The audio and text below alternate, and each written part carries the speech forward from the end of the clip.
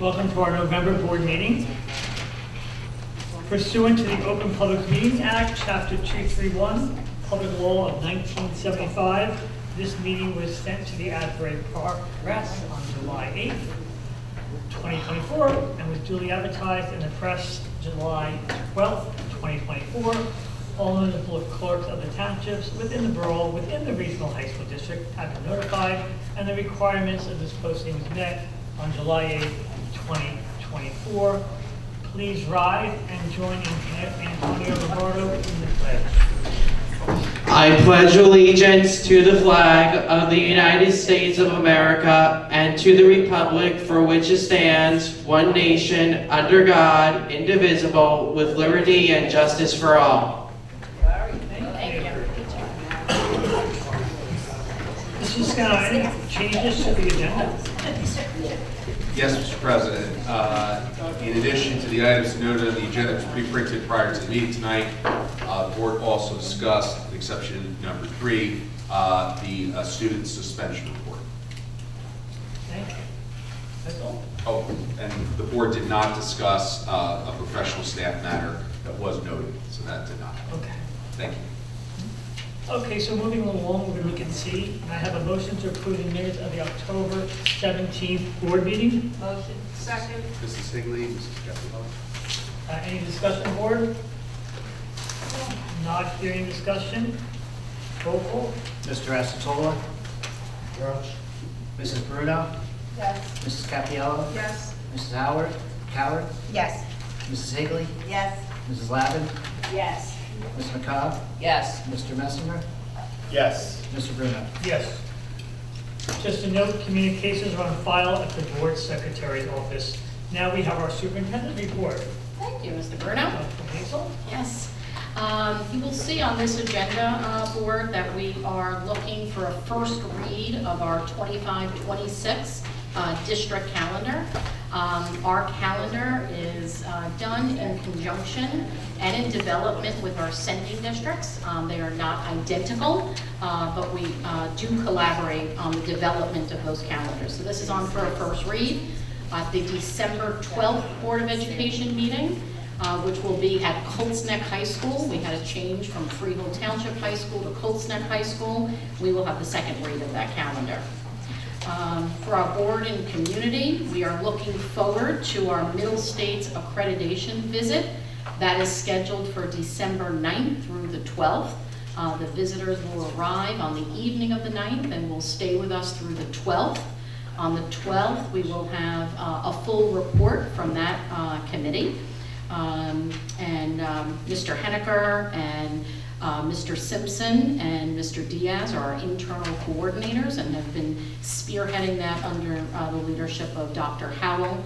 So we are looking forward to that visit. We've had a number of stakeholder meetings that started last school year, going into this school year, really looking to plan out our course over the next 7 years.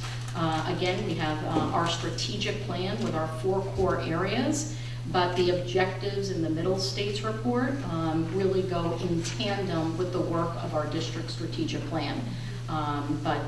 Very granular work as it pertains to student achievement and organizational capacity. Mr. Mendez and myself, we had a visit at Marlboro High School from Dr. Thomas Gambino. He is a friend to the Freehold Regional High School District. He is the New Jersey Department of Ed. He is in the Office of School Preparedness and Emergency Planning. He observed a lockdown drill. Ms. Dillette was a part of that with us and conducted a walkthrough of the school and evaluated the security measures at Marlboro High School. But he was there the day that we executed a lockdown drill. He observed all of our procedures. We had a tabletop discussion with the administrative team. Myself, Mr. Mendez were present. We also had staff members who participated in that meeting with us. He was extremely impressed with what he saw over at Marlboro High School. We are always a district that is very open to the suggestions of the Department of Ed, especially in the area of safety and security. And it is something that we will continue in our other buildings. And we will also spend time in buildings when different types of drills are being implemented. For our parents and students, just want to remind everyone that we have extended day content tutors available in all schools for our students. Any students that need support in their classrooms and support in their subject areas, we want to make sure that we seek out the help, not just from their classroom teachers, which are willing to give them support, but we also have tutors available after school hours and in some schools before school for our students. We will be starting up in preparation for our state assessment, which is the New Jersey Graduation Proficiency Assessment, the GPA. That test is administered to 11th grade students in March. Once we return back from winter break, January, we are going to start up with support programs for the students from January through the March test administration. That's supported by our assistant principals and our academic supervisors in the buildings, along with the teachers who actually work directly with the students. And we want our juniors to participate in those opportunities. I think it really just gives them an opportunity to become familiar with the format of the test. Our goal is for them is to walk into that test with a breath of confidence that they can do well on that test and that they are successfully prepared to be able to handle and tackle the assessment.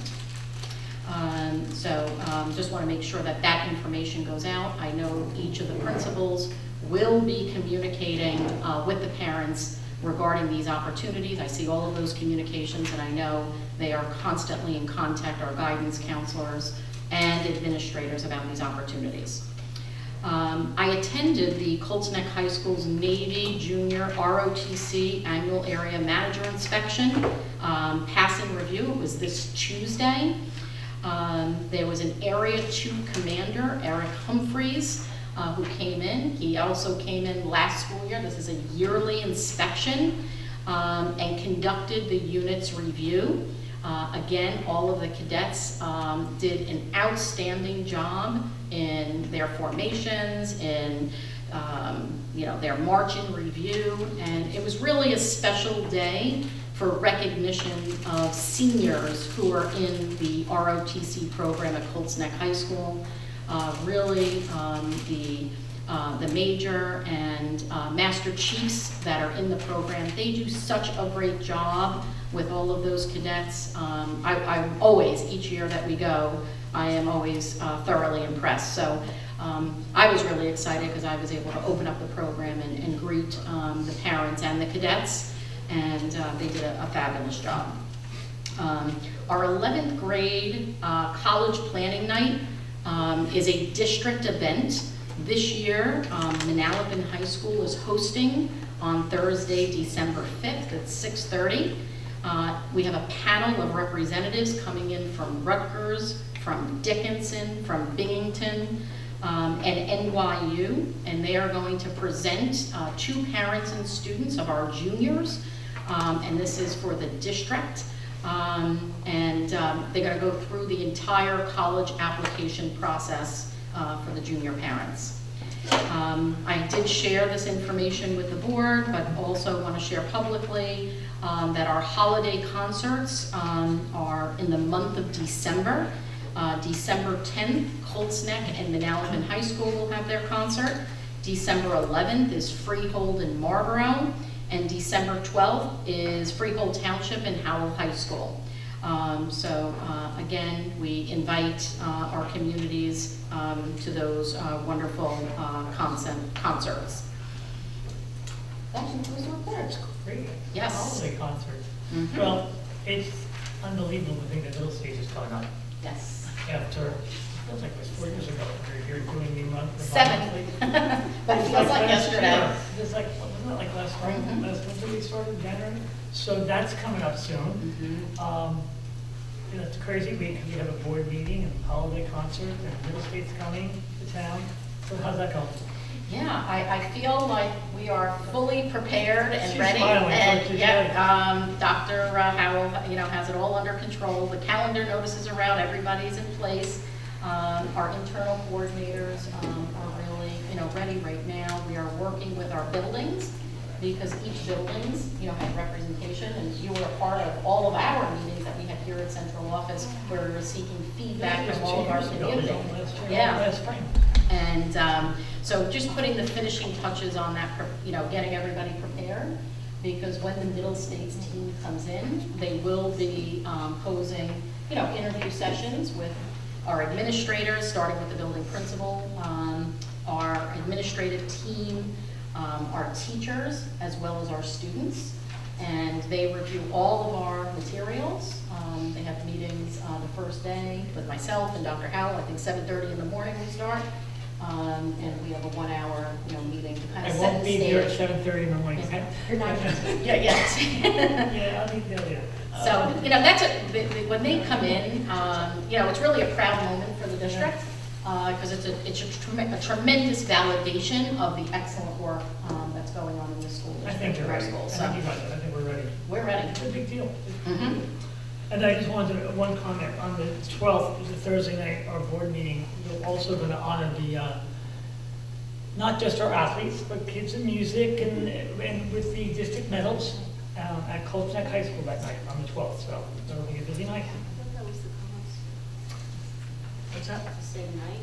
Thursday night, the No, I 12th. said that, yeah, December what? Yeah. Oh, it's the Howard concert. I just didn't realize we had board. We have our board meeting at Colts Neck High School. Thank you.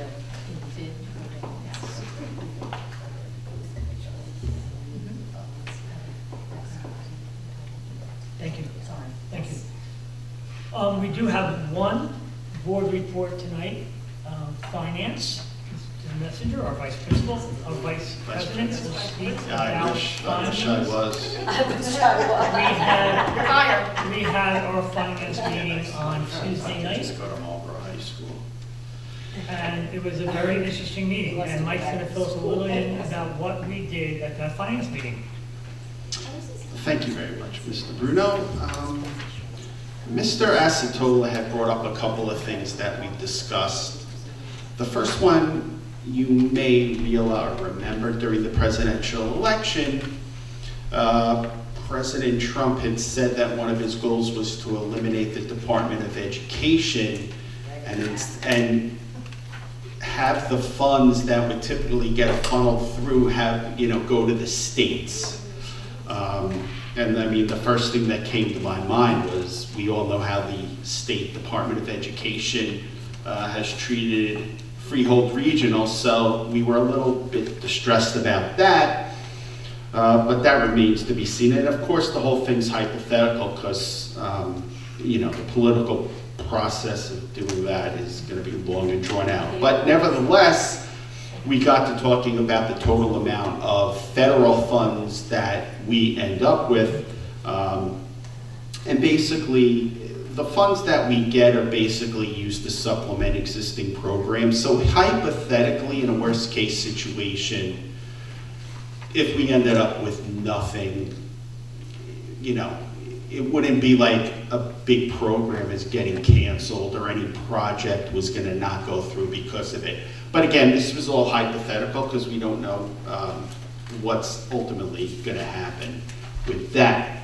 Another issue that Mr. Acetola brought up that we had addressed was with respect to potentially replacing the sewage plant at Colts Neck High School. Because Mr. Acetola had brought up the state mandated housing development that's being built across the street, and how he was wondering if we could hook into whatever sewage line was leaving from there. Because the sewage plant at Colts Neck's 20 years old, it's at the end of its useful life, and we have to prepare for the future. So Mr. Boyce did reach out to Freehold Township to see if the state mandated development was tapping into their sewer system, but it turns out the development is going to have their own sewage plant. So there's not going to be any kind of sewer line to tap into. And just to refresh everyone's memory, the maintenance of this sewer plant costs a couple of $100,000 per year for maintenance. So it looks like we're going to remain on our own. We keep up with the maintenance. Plants beyond its useful life, but due to the maintenance that Buildings and Grounds puts into it and maintenance, there's no issues there. We all remember several months ago we voted on a tax increase to the taxpayers of the district. So another topic that we broached in the meeting was, what was the taxpayers' money used for? So Dr. Hazel had just explained to us how it paid for 6 additional math teachers, 5 additional English teachers, I think there was 1 additional science teacher, school counselors, also additional money for additional PSAT testing for the students, security doors and windows at Cold Snake High, advanced Mandarin classes, and also inner doors at Cold Snake, Freehold Township, and Howell are being fortified with this extra money. And the courtyards also are being refurbished, so the students will have extra functional space at the school. So that's basically what the taxpayer's getting for his money.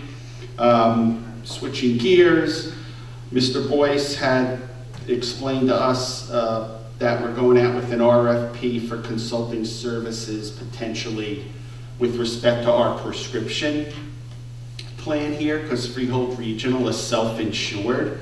Now, we spend over $30 million a year on health benefits. $5 million of that is for drugs.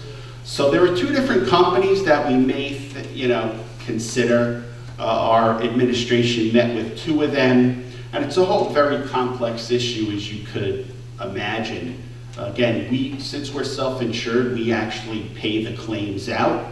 So preliminarily, the financial staff here feels there might be $300,000 to $500,000 in savings, or at least that's what these companies told our administration. So this is something that's going to be explored. If we do proceed, if anything, it would just be a 1-year contract.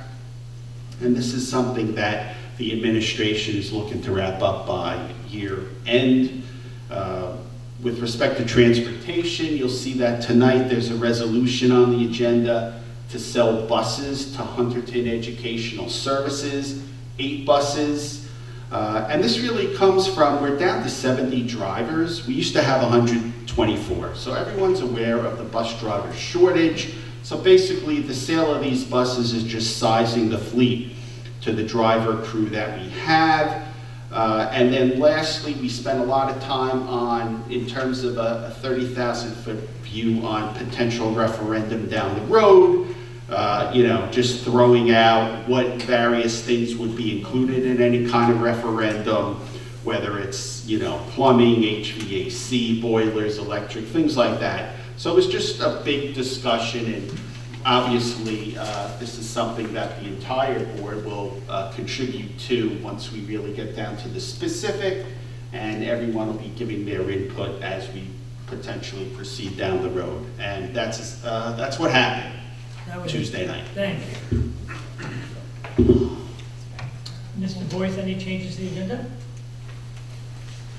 Yes, there are a couple changes to the agenda. Just before I do that, just a couple comments on Mr. Messinger's report about Finance Committee. The referendum development is, we're in the due diligence phase of a process that was initiated back in September when we had done an RFP for architect of record. We made a change there. First order of business was to do a facility assessment to understand where we are in that, in anticipation of having to develop a capital plan coming out of funding cuts over the last 7 years. It's something that has been on our radar throughout that time.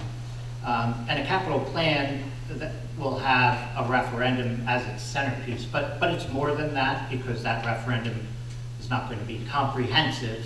And we need to think about not only those immediate critical needs, but also looking forward and understanding the level of commitment that we'll need to continuously fund in order to maintain our facilities on an ongoing basis. A referendum will be of scale. The referendum will be considerably subsidized by state debt service aid, so that's a good thing. And the referendum will address those immediate critical needs that we're spending a lot of time on administratively through our due diligence process. So just some more comments about where we are in that process. Also, the prescription consultant discussion that Mr. Messenger mentioned, it's an oversight consulting RFP that we put out for. It's not actually changing the provider, so no change to employees or contractual or anything like that. But it's as you would imagine, the pharmacy system, it's complex with pharmacy benefit managers, the manufacturers, the insurers, and there's a lot of moving parts in there. And what this would give us the oversight with expertise to make sure that we are getting discounts and rebates, things that we are entitled to under the existing contract. So we're considering that as well. So for changes to the agenda, I do have a couple things. I have some additions to existing resolutions, G1 and G5, that's in the back of the room on this version of yellow paper. G1 is approval of resignation, so there's 3 additional names added to that. G5, approval of honoraria, 2 additional names added to that. Also, the pre-printed agenda had an item I2 that was a resolution to be provided at meeting, and that is, it is the approval of the sale of buses through the Hunterdon County Education Services Commission interlocal vehicle sales program. As Mr. Messenger had mentioned before, we were sizing our fleet to match what our driver capacity was. That was done through, we had 8 buses that we were going to sell that still have useful life associated with them. And so we did that through this cooperative purchasing. So that's a way to reach out to the maximum number of bidders and really cast the broadest net possible and get the best money that we could for it. So there were significant bidders on that, so we feel comfortable about that.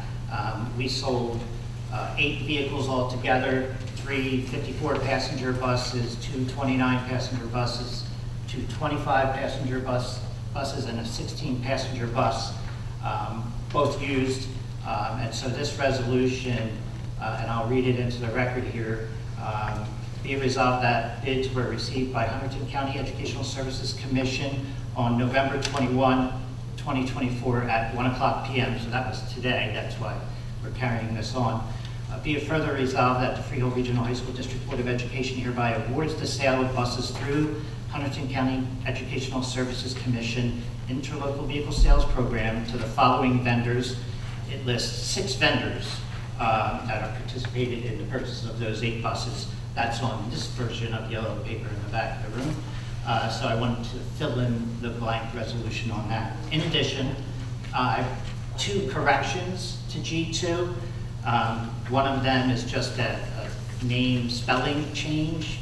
Matthew Abada to Matthew, it's A-B-B-A-T-E is the correct spelling of the name, so with that change. And also the start date for Scott Spingarn is to be changed to be effective on 12/2/2024 or upon availability. So with those 2 amendments to the existing resolution and the addendum, that's the changes to what was pre-printed. Thank you, Mr. Boyce. We're going to move right into... Just before we go on, Mr. Byrne, I just stand corrected. When I was discussing middle states and Bruce Henniker, who is now Dr. Henniker. Dr. Henniker. Yes, thank you, Antonio, for leading that.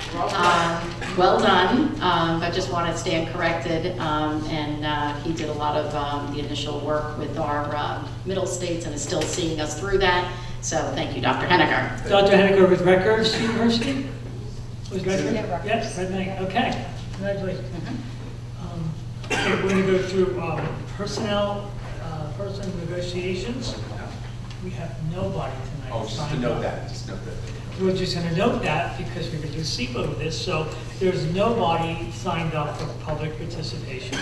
Okay, let's move along, personnel negotiations. And I have a motion to approve G1 through G15. Motion. Second. Ms. McCobb, second, Ms. Capiella. Any discussion? Not hearing any discussion, roll call please. Wait. I just have a question. It seems like there's an awful lot of sixth-period teaching assignments on this agenda. In tech, yeah. Is it an unusually large amount? There's 7, a lot of it's Marlboro, right? No, there are many.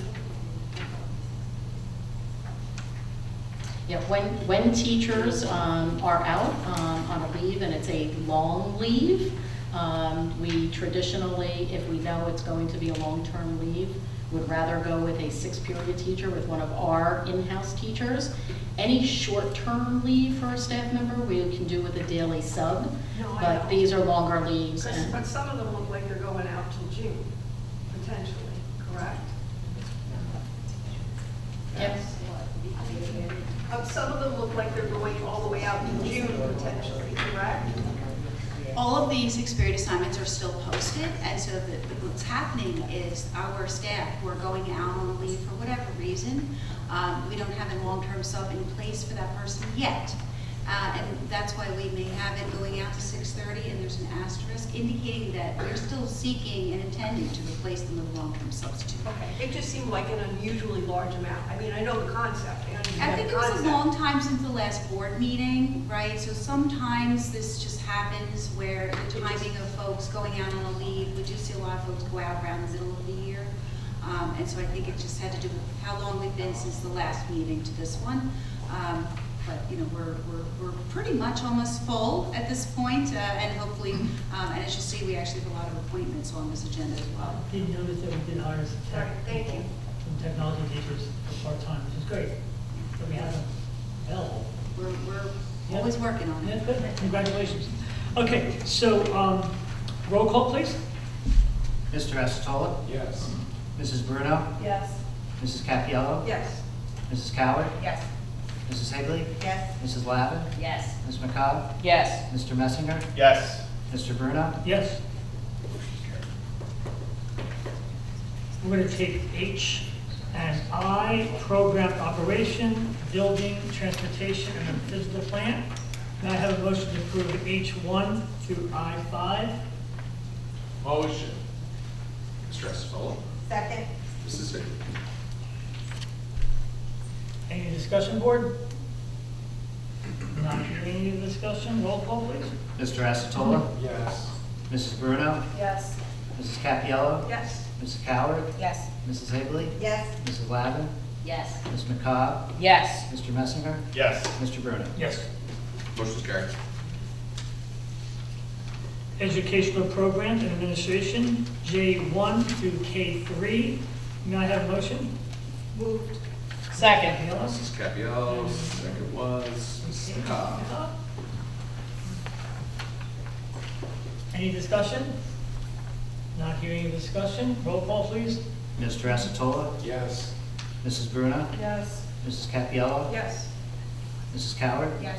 Mrs. Higley? Yes, except I abstain on K1 as to Kimberly Bradley. Mrs. Lavin? Yes. Ms. McCobb? Yes. Mr. Messinger? Yes. Mr. Bruno? Yes. Motion's carried. Board, any old business? I do have one. It's been a year now that Dr. Hazel and Dr. Howe have been in their new positions. Dr. Hazel as our superintendent and Dr. Howe as our chief academic officer. It's a flu. And congratulate you on your year.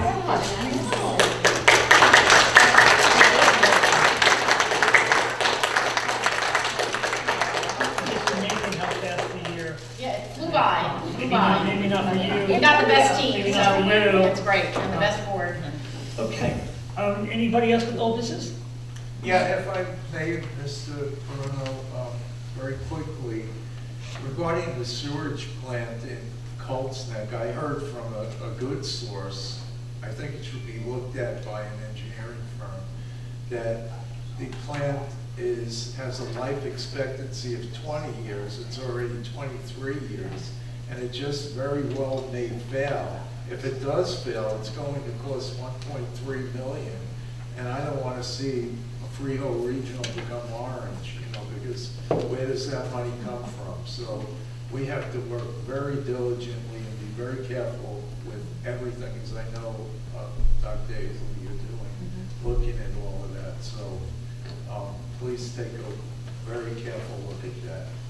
No, so Mr. Asatola's point is well taken, and this is part of, when we talk about a capital plan, and while a referendum would be an immediate need, it's the accumulation or setting aside of funds for the ongoing maintenance of our facilities. And that's done through a capital reserve, which is a place to put that. And given our funding scenario for the last 7 years, there are strategic decisions that we made, and they are not without consequences. And where the district had traditionally been committed to either through annual operating budgets, doing large-scale projects, each annual budget, or putting money into the reserve for when it was needed, that's the perfect example of why it's in capital planning is to make a commitment to ensuring that your capital reserves are where they need to be to handle those types of things. Regarding the sewer plant, and Mr. Asatola and I have discussed this several times. I mean, as board, as you know, it's a highly regulated operation over there. We have an engineer overseeing it, and we also have a plant operator, licensed plant operator. It's DEP reporting and testing that is, like I said, it's pretty rigorous, as you would expect. I think we've done what we've needed to do over the years to maintain that properly. But you're right, Mr. Asatola, that's only going to extend that life for so long. So it's something that's on our radar. I think we're in a good place at the moment. Capital reserves being there to be able to accommodate those things as they come due is an important part of our overall capital plan. Thank you. That sewer information is very important. It is. I'm going to go home and check my If pipes you too. see something, say something, okay? I'm going to call my plumber when I get home. Okay, any new business? Not hearing any new business? Not hearing any new business? I'd like to make a motion to adjourn. Yes. Second. All those in favor? Aye. Aye. Always in a row.